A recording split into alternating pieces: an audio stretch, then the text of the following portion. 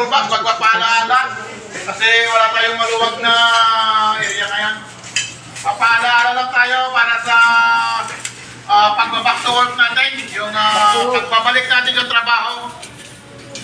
Yung mga nandito na, yung mga pumasok na, ay tayo na muna ang ating pagsasabihan. Number one papaalaala ko lang yung napag-usapan natin nung December. Baka mamaya mabibigla kayo, no? Yung pag-usapan, yung mga nasabi na noong December, na yung mga ihandanin na yung mga sarili, at yung mga cellphone nyo ay wala nang gagamit sa taas, wala nang kakain sa taas, wala nang matutulog sa taas.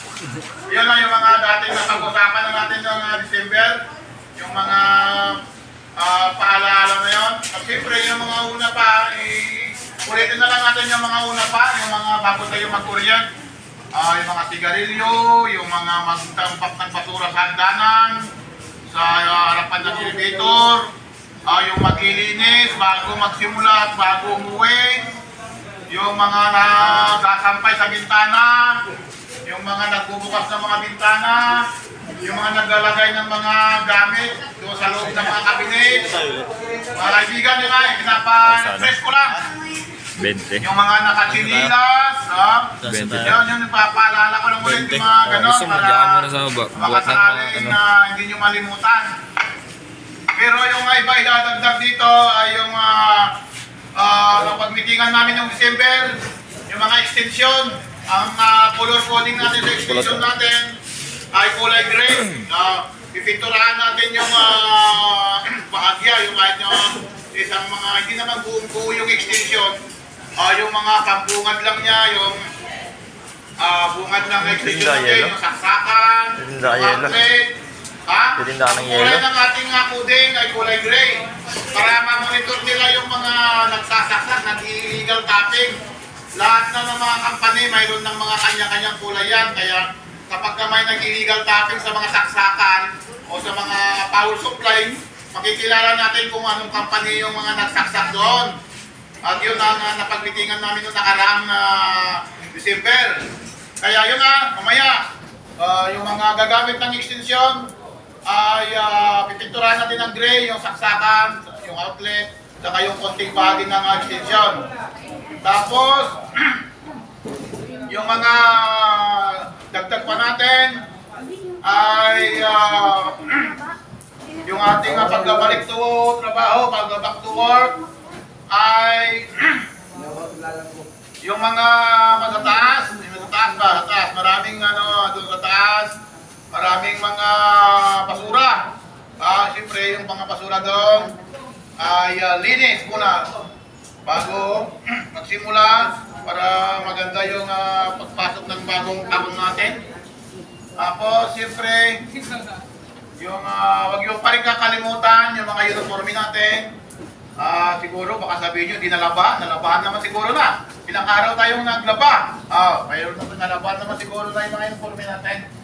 Tapos, Ano pa, Joel? Joel yung mga bawal pa na pinapaulit natin, yung mga bawal yung mga pinagabawal ay sana ay maiwasan natin At yun lang muna ang aking paalala, pero yung mga mahalaga doon na dapat nating gawin, yung extension, kasi yun ang pinakabago. Extension ay may color coding tayo. Siyempre, pagka may extension tayo, hindi pa rin natin pwedeng ikalat-kalat sa mahulway. Ilagay pa rin natin sa gilid yung mga extension natin. Tapos, ihanda nyo yung sarili nyo. Yung iiwan natin ang cellphone dito sa baba. Dahil ito, magkapagawa pa tayo ng lagayan. Kaya, yon.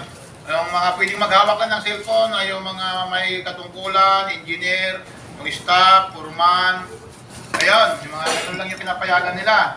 Pero makukuha nyo naman yung cellphone nyo pagka break time, gano'n. Pwede naman nyo, tapos pagkatapos ng trabaho ulit, ibalik nyo dito sa budiga. Yan natin lalagay kasi may nagbabantay dyan. At saka may CCTV rin doon para makita yung mga nagkakalikot na mga hindi pag-aaral yun lang muna mga kaibigan. At sana ay yung mga hinabi ko, maglinis muna tayo.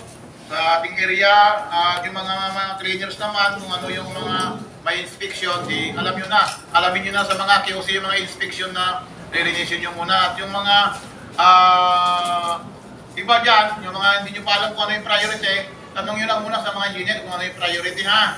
Kasi kung ano yung priority, yun muna titirahin ha. Okay, salamat sa inyong lahat na nandito, yung nag-back to work ng January 5. At sana ay gabayan tayo palagi ng ating Panginoong Diyos at tuloy-tuloy yung ating pamumuhay ng mapayapa at ligtas at siyempre yung limpak-limpak na kalusugan natin. Okay, salamat. God bless us all.